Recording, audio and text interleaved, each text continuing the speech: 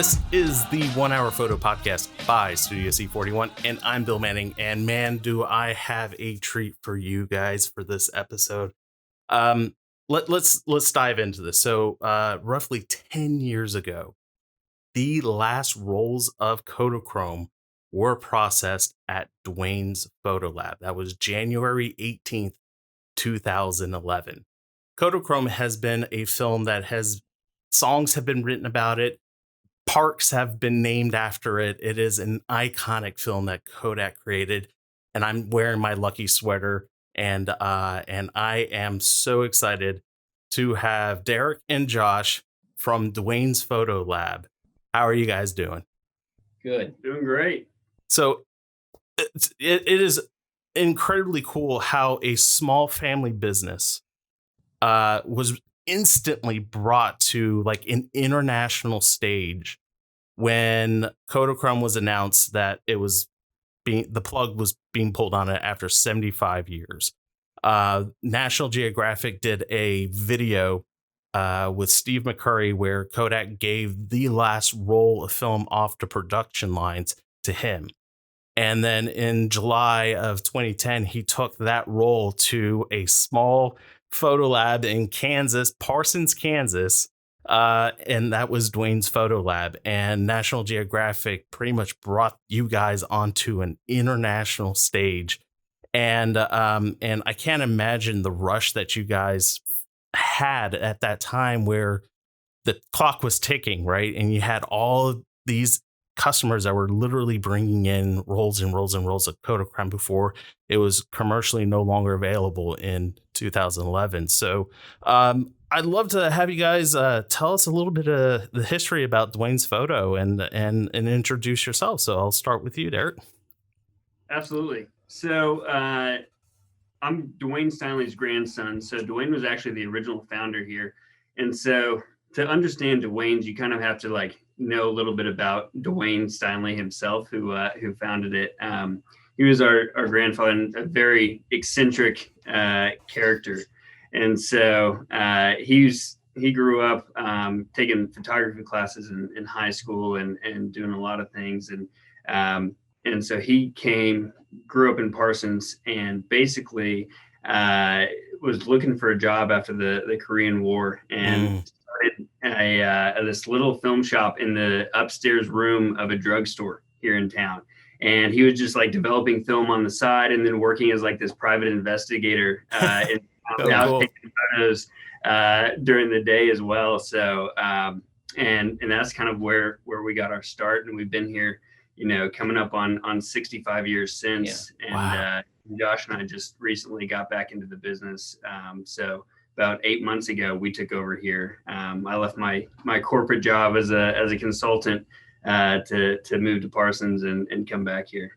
Yeah, and Dwayne passed this spring, and it was basically lined up around the same time with the COVID shutdown and everything else. So oh my gosh, it was kind of up in the air about what was going to happen with the company and with the legacy, and so it was a sad thing, but it was we were happy to be able to carry on his legacy and come back here and keep the company going. So that is fantastic to hear, because, and first of all, I am so sorry to hear the passing of Dwayne.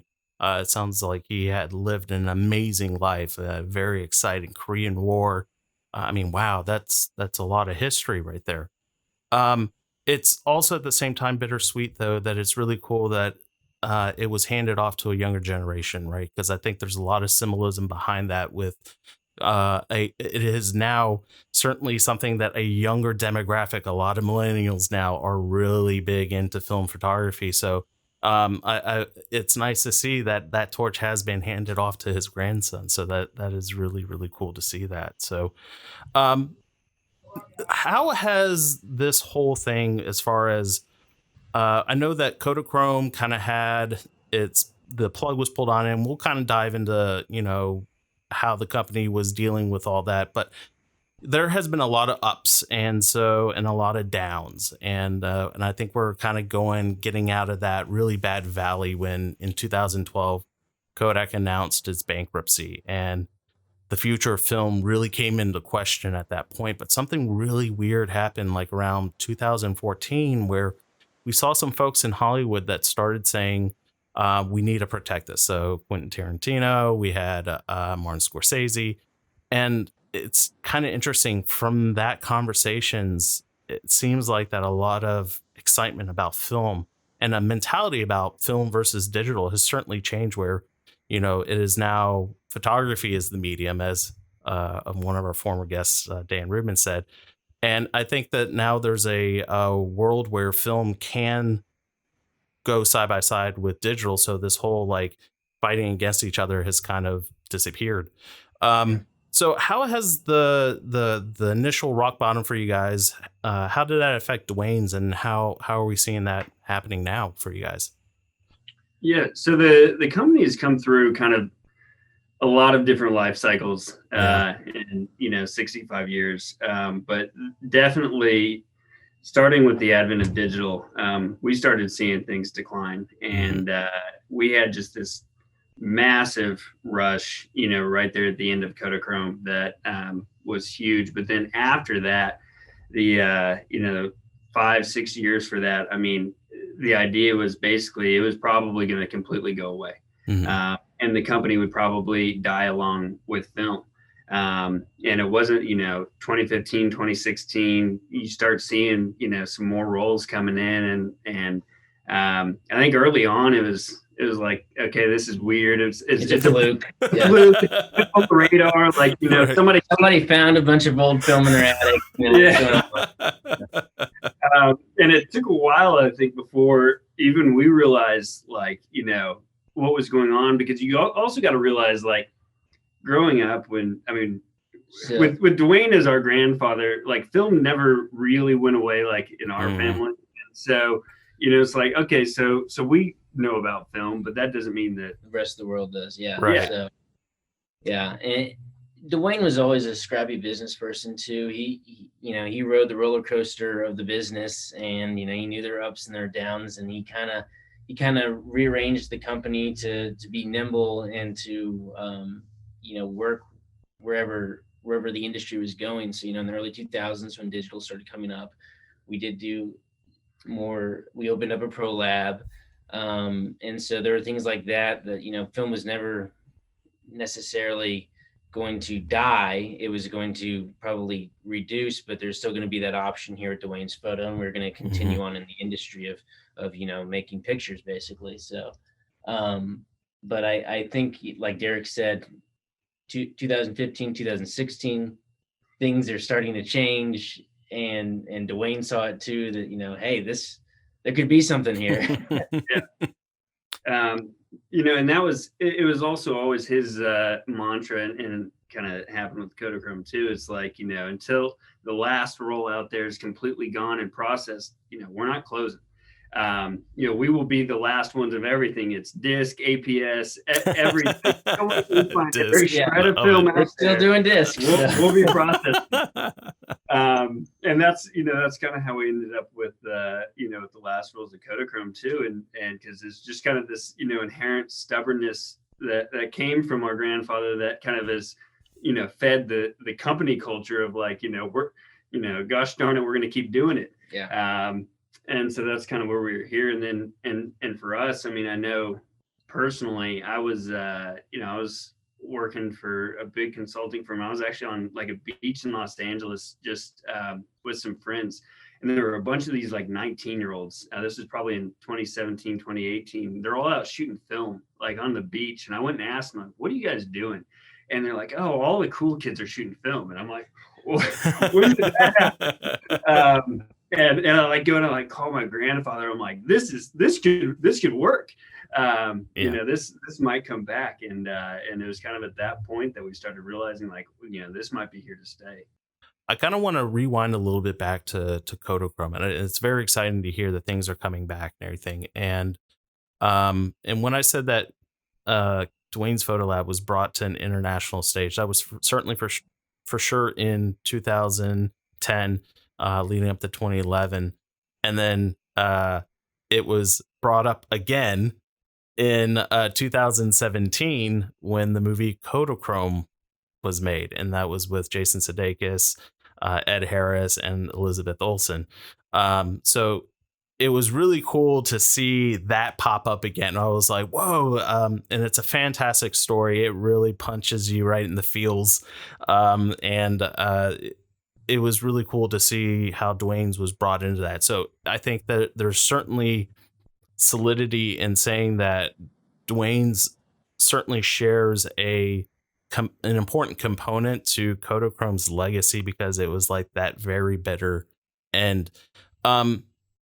Let's talk a little bit about how complex Kodachrome was, because I know that a lot of people go, oh, it's just slide film, I want to see it come back, right? And it's like, for anybody that works in the lab, is like, a lot of people, kind of is like, I don't know about that. But Kodachrome was a very complex process. Used what was it, the K14 process? Right. Yeah. And this was like a massive machine that took up like an entire space, right? It was like 2 rooms. Wow. It was a massive, massive machine, and I mean, a large part of it being so large as well is because of the volume when you're doing that much. But even so, it's K14 because there's 14 steps and right. you have to get these 14, it's big very tanks precise to go through, and so it's got to go through all of these where it's like, it's not like you dump it through your developer and it comes out and you got your pictures. What really gives it its distinctive look, and this is why Kodachrome for 75 years was this super popular thing, because the images that come out on Kodachrome really are just, they look better, they look different, they look distinctive. It's like you can be flipping through a bunch of Ektachrome slide rolls, and then you get one that's a Kodachrome slide thrown in there, and you're like, oh wow, look at that. And it's because of this process and the way that the film is developed. It's not your standard color reversal film. What it really is it's like a bunch of layers of black and white film. And instead of it being, black and white, what you're doing is you're getting the magenta, the cyan, and the yellow layers that are very, very strong. Right. And so in order to get that to come out in a clean image, you have to basically develop the magenta, the cyan, and the yellow all on its own. So it has to run through the magenta developer, then you have to strip it down, then you have to run it back through cyan and strip it down. And so it's a super complex process, and so it requires a lot of monitoring and everything else to make sure everything going into it is exactly right. Yeah, and I know that in each of those steps you have to do something that's called reagenting, where you have to expose it to light, and then you have to repeat the process. So you have to expose it to that spectrum of light, that's wild.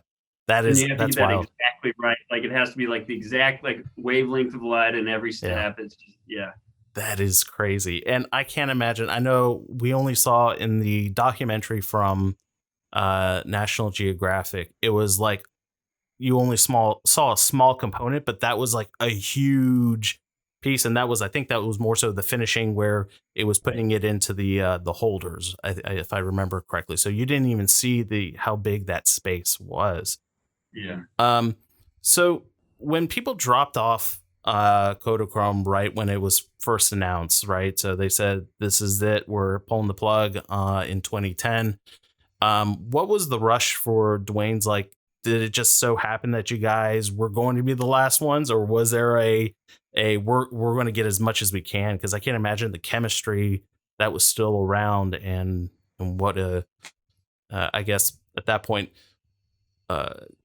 did you guys know how long you guys had before it ran out? To an extent, we could kind of guesstimate. You had an idea of, okay, we've got this much coming in. How long is that gonna last? So, and that's partly why, if you look at the date of when Kodachrome finally ended, it was supposed to end on a certain date, but we just had the chemicals, and we were like, well, we're gonna run it till we run out. Yeah. So the shirt says December 30th, but it actually ended up being the 18th, and that's because Kodak gave us a heads up, even before they had announced they're going to cut off the chemicals. They said, it's coming, and they gave us a pretty accurate amount of like, here's how much chemicals you were going to get, and so we knew to an extent of like, okay, that should last us to X day. what we didn't know, couldn't have foreseen, was what was going to happen when they announced, like, okay, it's cutting off, because they announced it, and we've still got 6-8 months of leadway, and for that 6-8 months, it was just this tidal escalating wave of film coming in. It was So that's okay. So that's crazy because I mean, you guys have like a normal process, and I guess this is where my analyst brain comes and kicks in. But I mean, you guys have this trend that hey, we're processing about this many rolls of film per week or whatever. This is how much chemistry we're using for that film, and then you had that huge spike where your chemistry is getting depleted much more quickly. Was it like round the clock processing leading up to that? Yeah.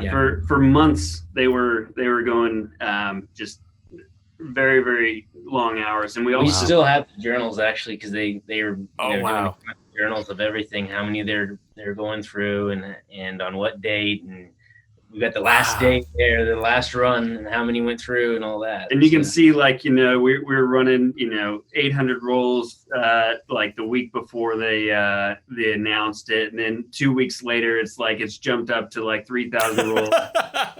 3,000 rolls. Wow. This vertical like line of rolls for that entire last time.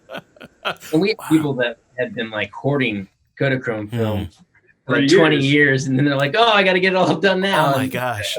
I don't know. Wow. 20 years. Yeah, that's insane. I can't imagine the customer that came in the day after, or the customers that came in the day after was like, I'm sorry, there's no more. Like, literally, you just missed it by a day. Oh my gosh, I can imagine being that person. That's brutal. We still have folks call. Oh, do you really? Almost every day. They saw the movie, or they found some, they Google it, and the first thing that comes up is us and Kodachrome, and so they think, oh, maybe I can get this developed. And so it's sad having to turn them away too. We spent 10 years having to disappoint people, which is it's never fun. Well, okay, so this is a great segue because we on the topics that we discussed prior. So there's a gentleman out there, Kelly Shane Fuller, and he is I've seen we've had him on the show, we interviewed him, and he is reverse engineering Kodachrome because there has been, after it was kind of killed off, Kodak, I don't know if they still have the chemistry. They have to. I mean, there's speculation that they don't have this, right? And they don't know how to make this film again. But he is reverse engineering all of this. And he's getting some very promising results. And for something that has been not commercially made for, I want to say 10 years now, it's really fascinating to see that there is some kind of effort in trying to make that happen again. And he was telling me this one story that a photographer came to him, and he was like a Rolling Stones photographer. And he said, look, I can't make any promises on this film. There's some important people that were on this film, and we'll go ahead and process it for you. And when he did, he said there were pictures of like Steve Tyler and everything along those lines. Like, these were like legitimate like celebrities on this film. And so it that really kind of clicked for me, going, oh my gosh, I can't believe like these iconic people are still on. Documented history has not been seen on this film. It's a little crazy to think about that. When you guys first were like kind of referenced in National Geographic and again in the movie Kodachrome, like, was there kind of any expectation? Like, did you guys know that you were going to be referenced in the movie? We did. So we knew ahead of time. They actually they had contacted us when they were making it. And so actually the storefront that they go into at the very end of that movie is actually an exact mock-up of our storefront. Oh, wow. Which they had asked us to send them pictures of like what it looked like and of the town and stuff, so that they could try and get it right. So that's, we kind of knew there was something going to happen. But the time frame for the movie, we're never really sure of. It was something that been in the works for a few years, and we weren't sure where it was, and then we saw it on Netflix, and they're like, oh wow, okay, cool. Yeah, it's kind of crazy to see somebody that, a new photographer said, hey, I saw this movie, and then it's still happening, and there's still new discovery with that movie. It's a fantastic movie. I very much enjoyed it. It's one of those, I don't think I could watch it that much because I know that ending gets you, man. I'm not going to spoil it for anybody that hasn't seen it, but it will get you. It punches you right in the feels. So you guys knew about that. The National Geographic had approached you guys about this documentary with Steve McCurry. Did you guys feel that pressure? Like, this is the last roll of Kodachrome on the line. It cannot screw up because it's machinery, right? It can happen. Unfortunately, a roll gets eaten by the machine. But like, this is something that's like, oh crap, we cannot mess this up. So, oh yeah. I mean, we weren't processing it at that time, but I mean, I remember. Yeah. I mean, everybody who was there were a lot of like very like shaky people. I mean, looking out of that, like they sweat pouring off. Yeah, we go. You run one chemical test, and like, okay, yeah, you can run the film. I know they ran like 4 or 5 right before, and they're like, okay, we gotta, we need to make sure that one. I mean, but yeah, all through December leading up to that final batch, it was always kind of hanging over everyone's head that okay, this roll is going to be coming through here at the end, and so it was. Yeah, so I mean, it was just really, that entire 6 months was just, a lot of nervous stuff because of, it's bad to ruin film on any day, but right. when there's, a lot of this are treasured items, it just becomes a really big deal. But yeah, I mean, it was it was just an insane media fest here. I mean, for a couple different periods. One for that, I mean, there were a lot of camera crews that came when Steve was here to see his roll go through, but then also on the last day, I mean, we had the Today Show was broadcast. Oh my gosh, wow! And there were New York Times and NBC. I mean, everybody was came in to do it, and so I mean, we had camera trucks filling the parking lots, and the whole place was just packed with reporters, and then you had, I mean, like the movies, it's really a microcosm of a lot of stories like that happen. I mean, thousands and thousands of people drove from all over the country and internationally also to come bring the film to Parsons.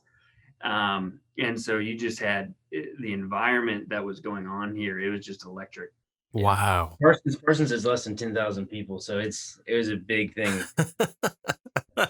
How did Dwayne feel in all of this? I mean, like, I can't imagine how it was so bittersweet for him. I think he understood there's a lot of responsibility in the task at hand. Yeah. And I think he was very excited about the fact that we were the last ones and that Kodak trusted us to be the last ones with it. But he also felt, there was responsibility in it. And so I think it was a mixture of emotions of being happy and excited, but also maybe a little bit anxious about, okay, how are we going to get it pulled off successfully? I think 2 months after the last roll, he's sitting down and is looking back and is, super like, wow, that's great. This is fantastic. I think as it's going on, he's very involved in the day-to-day and was just like, okay, we got to, how do we get this done? How do we accomplish this? And didn't really have a chance to kind of really enjoy it. But then for a long time after, and then renewed again when the movie came out, was just, I mean, very proud of what, he and everybody who worked here accomplished to be able to do that. Wow. I guess, how did Dwayne feel about the portrayal of the movie, that last component where everything was coming in? Like, did he feel like that was an accurate representation after the fact? Or were there some parts that it was just like, no, that was completely wrong, that didn't even happen at all? Or, were there components? I thought he thought it was an accurate portrayal. He was shocked at how well the mock-up looked. Yeah. I mean, he was very happy with it. Yeah. That's really cool. I'm glad to hear that there was a sense of trying to find the right word, just happiness and that, this was handed to him, and that, a closure to it was, bittersweet, but, the responsibility, like you said, that Kodak was placed on Dwayne's photo for this is just incredible. Now the big question that I have for you guys in all of this is, as a lab that had once produced Kodachrome, would you guys, if Kodak came back tomorrow and said, "Hey, we're bringing it back," I mean, what are you guys like? Would you shudder a little bit, or would you go, "All right, let's do this"? Or like, what's the reaction if you were to hear something like that? Let's do this. Absolutely. Yeah. I mean, let's do this. Yeah, that would be really cool. It'd be like, I mean, we're excited. I mean, Kodachrome coming back was cool. Yeah. I mean, something like that. If they brought it back, I mean, that would be awesome. Which, again, it's good. It's a much bigger task, Yeah. But at the end of the day, I actually think there's a market for it, and I think that we've even looked.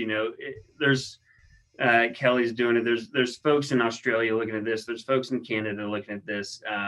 We've looked at it. It's something that there are technological options from our side in terms of the processing, that if they were to produce it, I think that we could get there on the processing side. Yeah. And it's something that, again, Kodak has been up and down. I know in reports and things of whether they were looking at it or weren't, but it's something that we would love to see come back. Absolutely. That's really cool. It's kind of funny because there's a lot of people that said, "Oh, it can't come back because of the harms that it did to the environment," right? And so I think, if I remember correctly, the yellow dye layer was actually carcinogenic, right? So like there's some really concerns about the old process that I don't think that they can bring that component back, but they can certainly chemically, change it so it's not as dangerous, right? Or it makes small little tweaks that are accurate to what Kodachrome would have looked like then. So I don't think it would be the exact same thing that if they do decide to bring it back, they'd be really darn close to it. That's really cool to hear that you guys would be. I think honestly, it would be appropriate that you guys be the first ones to get the machinery and the equipment and all that stuff, because you finish it out and then it comes back and resurrects. It would be amazing to see like you guys be the first ones to bring that back if they did. And one of the conversations that I had with Bob Shainbrook, he was the one that wrote the book on how to make Kodak film. And I asked him, I said, "Would you want to see this back?" And, he kind of was left a little unsure on his end, but he said, with enough money, anything is possible. And that was Kodak's philosophy back then, right? It's like, we can do it. Just give us enough money and we'll make it happen, right? And that, there's a lot of things that Kodak did. I mean, they caught film out of the sky from an airplane with a hook, and then it was processed during World War II. I mean, like, the heck, that's crazy.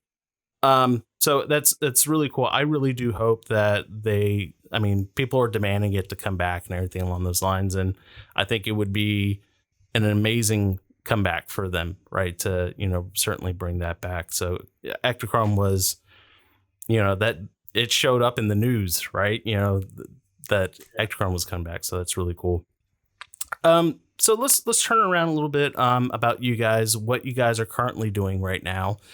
We know that, you guys are still processing film, and things are picking back up for you guys. How has since 2015, 2016, we're now kind of like, I don't want to say we're at critical mass. I don't think we're quite there yet, but I think we're getting to that point, and I think we're really close to it. But how have things been now with C41, black and white, and all that stuff in E6? It's been fantastic, actually. It's been amazing, and both for our business and also just for the industry to see it growing. Our company has definitely been. I mean, we were declining for a long time, and there's a lot of questions about what was going to happen, and I mean, I think that a lot of that question is resolved now. It's like, we're gonna be here processing film for a very long time. Even the last 6 months, we've seen, this explosion of film that we haven't seen in a decade, really. I mean, yeah, with COVID, it was really kind of crazy. We weren't sure what was going to happen after so we were shut down for 6 weeks or so, and with mandatory stay-at-home order, and coming out, there was just so much uncertainty. It's like, it's film, the first thing that people cut out of their lives. And it was the opposite. Like, apparently film is like everyone's, passing the time out shooting film or finding it in their homes. I mean, we've seen just unbelievable growth in the amount of film that we've been getting in the last 6 months. I mean, just where we are today from where we were 2 or 3 years ago, we're doing 7-8 times as much film as we were a few years ago. Wow. And it's just been fantastic. I mean, we've got 40 people back processing film full time right now. Are you serious? Wow. Yeah. And we even had some employees coming like, can we maybe do a second shift like we used to back oh, wow. all night? And yeah, I mean, it's been absolutely crazy. Between processing and scanning, it's just, this place, we've been in the same building back from when, we used to have 200 people, and at its lowest, it got down to like 21. And, now we're shooting back up and trying to hire, can't hire them fast enough to people how to process and scan. So, I mean, we're thrilled with what's happening in the industry. Now, you talked about the process and all that stuff. I mean, what kind of formats are you guys getting? Do you do all the formats from 35 mil, APS-C, I guess, all the way up to, or APS to 35, all the way up to 4x5? We do. So we do across the board. I mean, everything. We're getting like disc and 110 on like one end, and all the way up to 220, medium format, large format, 35. Yeah. It's really everything that people are sending us, just across the board. On any given day, you never know what you're going to open. But we're trying to support everybody in everything we can. So there's a couple types of processes we're not doing right now. So we're not currently doing ECN2, but for the most part, we should be able to help you out no matter what you've got. Okay, very cool. That I didn't even think about the different types of processes that are out there. I know ECN2 is starting to get really popular amongst stills, so it's going to be interesting to see how that starts to grow as well. So, but that's a topic for later conversation. So. With all this growth that you guys are experiencing, I think one of the biggest things that I hear a lot from other labs throughout the world, actually, that is very difficult to get by is the technology. I know a lot of people do dip and dunk, a lot do the machine with the leader card that's pulled through and all that stuff. That technology is not really being made anymore. And I know, like at Dunwoody Photo, the technology is like early 2000s, right? And so Michael has several machines in storage where it's like, this board is dead. We gotta pull it from this spare machine, right? And so it's constantly that kind of battle. How are you guys looking at the technology limitations that you guys are looking at, and then how are you guys going to be able to like future proof that as well? I think a lot of Dwayne's business practices, he never really threw much away, and so he was always like, well, we need to hold on to this. You never know when you're gonna need. We've got just, we lucked out that our grandfather was kind of like a hoarder in that. He had this warehouse that, like, anytime, instead of throwing a machine away for literally 65 years, he'd be like, just take it to the warehouse and wrap it in plastic. Mm-hmm. So we've been pulling machines out of the warehouse left and right, and it's like, wow, these still fire up perfectly. We've been firing up Payco Cine processors and wow.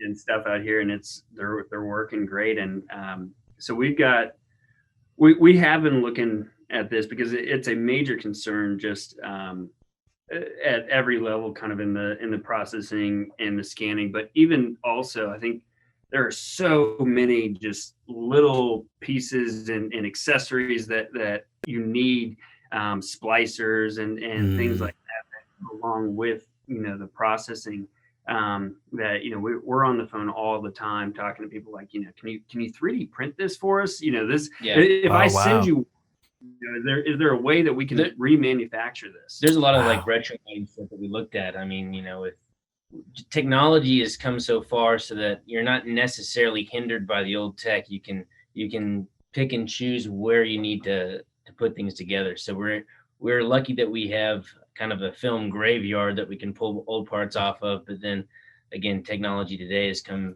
to a point where we can also, okay, if we can't get it off something old, we can probably figure out a way to fabricate something else.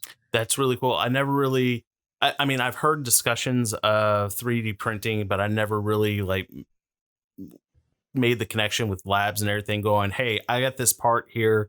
If I send it to you, can you 3D print that? And that's fantastic. That's a really cool idea. With scanning, so that's another component, right? So scanning has blown up right now. I know that there are other companies like Negative Supply that has had a successful Kickstarter. We've seen Valoy, which is another company out in Europe right now, that there's a lot of innovation that's popping up from these folks and especially who's the other one? Cameradactyl, right? So these guys are now able, with little microprocessors that they're programming, or able to, how to press a button, automate that process. Have you guys looked at, hey, we can't get, I don't know, another Noritsu scanner in here, or another, Frontier scanner. Let's take a look at something like a Negative Supply unit or something along those lines. So we looked across the board, kind of at different options. I mean, we have a ton of Noritsu and Frontiers. We've got even Kodak HR500s that we'll still use for weird types. Oh, cool. We've looked at a lot of the new folks as well. Mm-hmm. Right now, the offerings aren't quite there to be able to compete with, like, a Noritsu HS1800. Yeah. Because I mean, it's such a great scanner that we've found ourselves just continually like, okay, let's keep our Noritsus going really, really well, and then and kind of see where we go from there. But it's something that there needs to be, somebody to kind of step up in the industry, and we got to get there. And I love that there are folks, that are putting these new things out there. I think for the quantity and volume that we're doing right now, I don't think any stuff is there yet. Yeah. But I hope that they get there, because we're going to need it. Yeah. No, that's a very good point. I'm very much, for my personal scanning and stuff along those lines, it fits the bill, because, I would be here at home with a really nice Epson V850 and everything, and then it's like I loathed it. I'm like, damn it, I really hate this thing. And then something like this really made the process in a way enjoyable, right? And I know, especially with like the Noritsu HS1800, once you see a roll 120 get sucked right in and then spit out, it's just like, all right, these Frontiers suck. So that's totally understandable. And but yeah, I think we're seeing innovation, a certain level of innovation that's kind of coming from the ground up. And, it's rather unfortunate that like folks like Alaris and just don't really see that being viable for them right now. So it's nice to see that it's kind of coming up from a grassroots perspective. So, man, it's just one of those. I have so many questions, and I'm trying not to be like, ooh, squirrels over here, question over there, and all along those lines. I'm trying to keep it in a straight line. So, with all the processing, have you found it interesting that I guess, at least for my perspective over at like Dunwoody Photo, it's not so much more and more people are shooting film. It's like more people, but they're shooting way more of it. Traditionally in like some of the old ways that Kodak had, or Kodak Alaris did their life cycle, I guess, like they would put it in in a grocery store, you drop your film off, maybe 1-2 rolls, and then you do your shopping. And then by the time you're done your shopping, the film has been processed and all that stuff. But what I'm starting to notice is that like people are bringing in like 4 or 5, or maybe and sometimes 10 rolls at a time. Is that something similar that you guys are seeing, where people are just shooting more of it? I think we're seeing both actually at Yeah. our lab. We're seeing a lot more just one roll people that have never shot film, and then we're also seeing people that are coming in and they're like, here's 10 rolls, and so I think it's a mix. I mean, you get a few different types of people who are shooting film right now. There's like a lot of 18-year-olds who are picking up like their parents' AE1 and like butchering a roll of film. And, we're a lot of light leaks and stuff. Your camera's broken. But then you also, you got a lot of people who, there's a lot of wedding photographers who are going back to it and where it's like, oh yeah, they used to shoot like, one off here or there and send it our way. Now it's like they exclusively do, 30 weddings a year on film. And so you'll start seeing some of that. With the COVID stuff too, we saw, since people couldn't have big weddings, they're doing these smaller, more intimate weddings, and they're shooting some of that on like Super 8 and stuff. And that's so cool. That's really cool. It's been a good mix. Kind of seeing a good mix of people across the board. Yeah, that's really cool. Now, being like Parsons, Kansas, and everything, it's a small community, as you mentioned at the time, around 10,000 living in Parsons. Are you still getting mail coming in to process the film? Is that the bulk of it, or are you guys getting a lot of walk-ins as well? The bulk of it's definitely coming in through the mail. Yeah. We still have people in the community that bring in their film. We've got some older folks too that have been coming here for decades, and they're bringing their film and stuff. But the bulk of it's definitely coming in through the mail. And even the post office in the last few months are like, what's going on? You guys are, we're bringing in all these bags of film and stuff. It used to be like one bag, and now they're, dragging it out. And So I know that we kind of talked about, you guys being hopeful for Kodachrome coming back, and things are looking really well for you guys.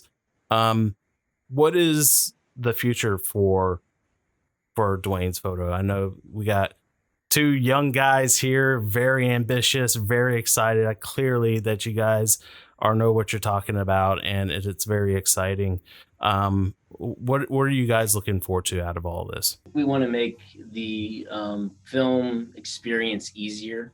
I think, with Instagram and just the instant gratification that we have in the culture today, I think a lot of the new people coming into film, if we could just make it that much easier for them. So it's like, you get your scans instantly, and you have options to do things with your scans too. I think that would be something that really adds something to the film experience. I think that is something I'd like to see moving forward. Yeah, and I think from my standpoint, I'll look at it more from what we want to do with the company standpoint. Also, just we want to make sure that we set this up in a position that we can keep processing your film until there isn't a scrap of unprocessed film left on the planet. That was that was certainly my grandfather's ambition to keep it going as long as possible. And I think that whether it's technology or whatever it is that we're doing, we want to make sure that we're making good decisions for the business, so that we've been open 65, and we make it another 65, that would be so sure. Where we'd like to see it go. So that's really cool. With this, I guess the resurgence, with film and everything, there has certainly been a new breed of labs that have been popping up. I know a good friend of mine, Taylor, she's starting one up in Nashville. Linus is starting one in North Carolina. And so there's a lot of people, and it's fascinating to watch them along the process. And they're saying, we're doing this. And then it's becoming very successful for them. And so I guess, what is your suggestion as a company that's so well established for somebody that wants to get into processing their own lab? What are some of the words of encouragement and wisdom that you guys would share to some of these guys that are starting up? Yeah, so there's a few things there. I think one of the first things, I know that we've seen, even just in trying to grow our business, that I think a lot of new labs are probably running into is trying to do too much too early. You really kind of have to almost master or get a really fantastic product for one customer group or product set, to make a name for yourself almost, and also just make sure you're serving your customers well.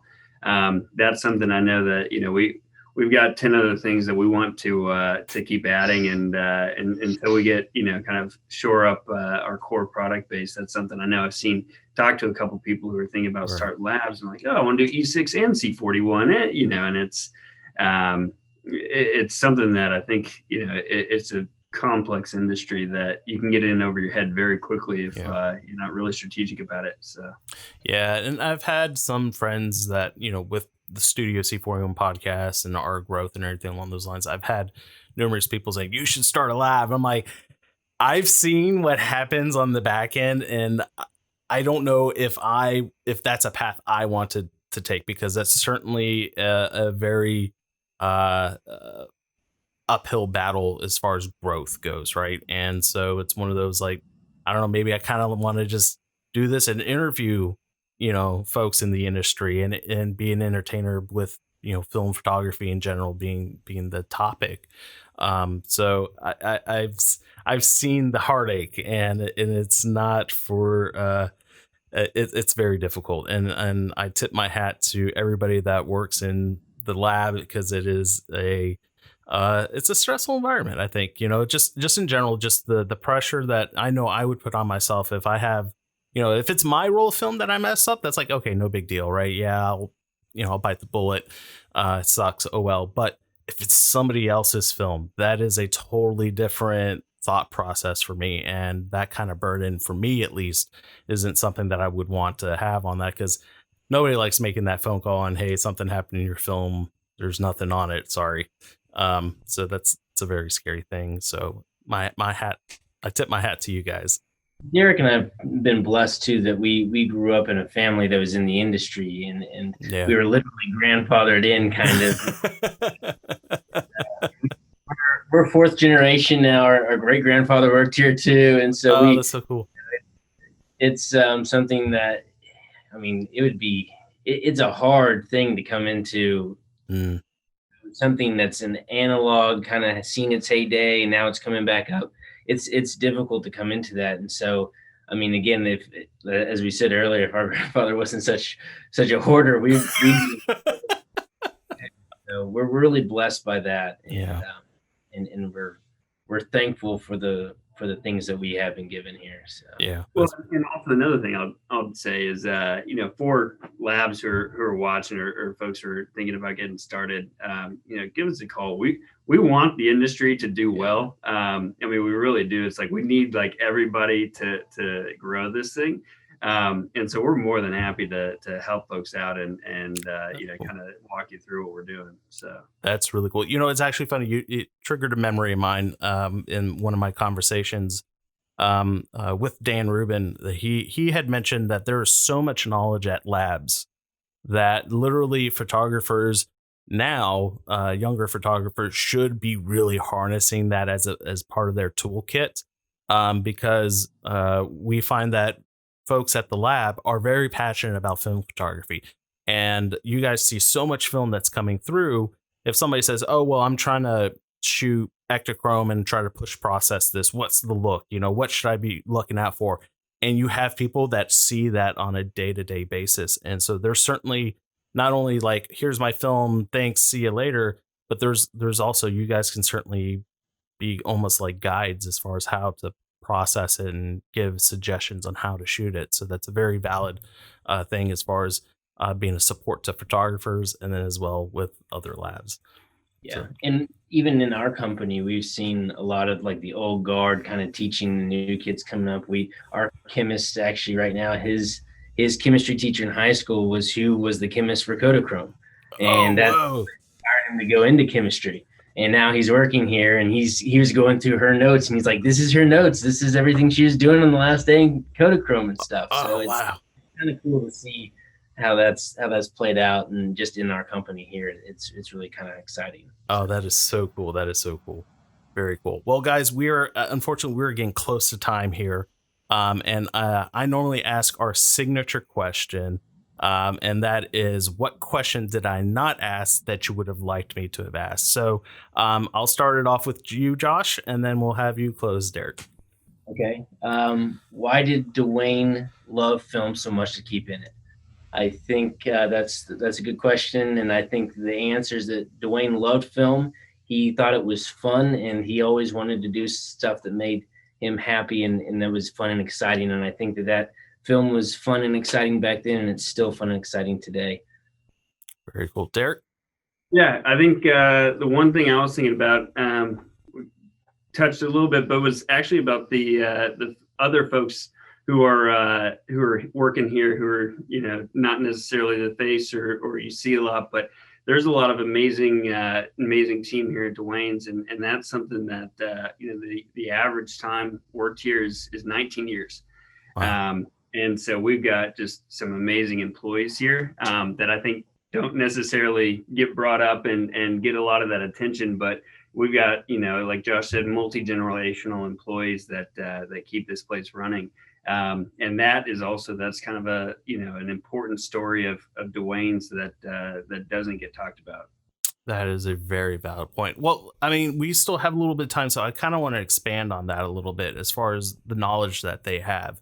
I'm assuming all these employees are incredibly passionate about what they do, and day in and day out, film photography is their thing. They're making sure that the film is processing. The type of operation, I mean, what you said, 40 people, right, back there.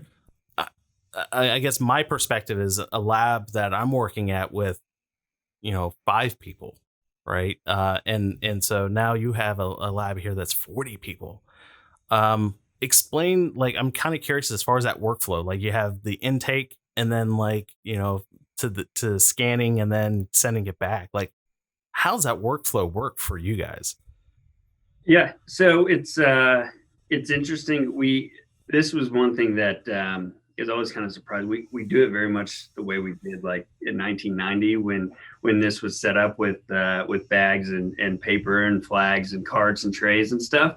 But yeah, I mean, it comes in, you know, through the mail, gets sorted by type of film, what type of prints they want, what it needs to be done to it, if it's damaged, if it's not, and everything gets sorted into, you know, about 50 different categories and sent off to different parts of the lab where those specialists only work on that type of film. And so then from there, they'll be processing it on different machines or doing different things, different type of prep work on it. Mm-hmm. And so then they'll go through and check everything and do a lot of film prep work before running through the processors. Once it comes out of the processors, all the film's then checked again for quality control and then sent out to the scanners. And scanning has just become, you know, amazingly, like, the bulk of, you know, the employee base has had to shift over to scanning just because that's the biggest bottleneck in the workflow. And so we've got, you know, several different rooms of the different, broken up by the different types of scanners and different film that they're scanning in there. Then it gets sent off, so everything is color corrected live by a person. So we've got folks who are very, very good at color correction, and that's something that, you know, it's a difficult skill to get color correction right. We've looked at, you know, automated services, you know, looked at trying to train people even. I know personally, I go back there and they're like, "Oh, there's too much magenta." I'm like, "Where's the magenta?" And they're like, but no, we really, you know, they do some amazing work, and then it gets sent off to be printed. And we've got, you know, a bunch of different printer processors, and then it's all inspected again and then packaged and sent back to everybody. So very cool. Very cool. Well, please pass my sincere appreciation to everybody back there, to all the employees who aren't here on this screen. You know, they are what makes Dwayne's Photo Lab very successful. So I do have one small little question I was curious about thinking. I didn't think about this until earlier. You mentioned that Dwayne held on to stuff. Is the machinery for Kodachrome still back there somewhere? Parts yes of it. and no. The tanks had to get taken out because again the chemicals are carcinogenic. But the tanks are the easiest part of these machines to replace. We've got other stuff back there as well. So. That's cool. Awaiting the return. Very cool. Very cool. All right, guys. Well, I think we are coming up on time. I just want to say a very special to Derek and Josh for coming on to the show and telling us a little bit about the story about Kodachrome on its final days. Where can we find you guys on the internet? Dwayne'sPhoto.com. You can go on to Instagram, Dwayne's Photo. And then Facebook also as well. Yeah. So, and I know, apologies. We're expanding out our online presence every day. So be looking for new things to come there. You got it. Well, I'll be sure to follow you guys. If I haven't followed you, I would be very embarrassed if I wasn't. So I will certainly throw you guys on that list. So a very special thank you again. I'm very excited to hear things are picking up very much for you. It's very exciting to hear a new breed of labs that are coming into play. And as Derek and Josh have mentioned, if you're ever interested, please reach out to them. I think that a community amongst labs, there is one that is out there and people are talking to each other and they're all there to help and support each other. So you have an incredible body of knowledge there that you can certainly tap into. All right, guys. Well, that wraps it up for this episode. Until the next one, shoot some film. Dang it. Yes.